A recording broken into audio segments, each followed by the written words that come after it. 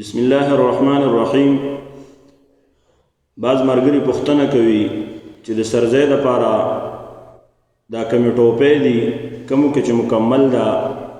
غوږونه هم پټېږي او تندی پکې هم پټ وي، نو آیا دې باندې مونځ کېږي او که نه؟ نو یاد ساتئ چې کو چرې د سجدې په وخت کې د ځمکې سختوالی محسوسیږي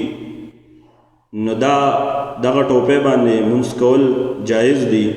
او کو چرې د سجدې په وخت کې د ځمکې سختوالی نه محسوسیږي نو په دغه ټوپۍ باندې مونځ کول نه دي پکار، بلکې په دغه وخت کې دا ټوپۍ اوچتول پکار دی چې د سجدې په وخت کې د ځمکې کم سختوالی دی چې هغه محسوسیږي. ځکه فقهای کرامو دا منع کړی دي چې سړی د سجدې په وخت کې یا یې مخې ته د پټکي یا داسې سپوز سیز پروت وي چې د ځمکې سختوالی نه محسوسیږي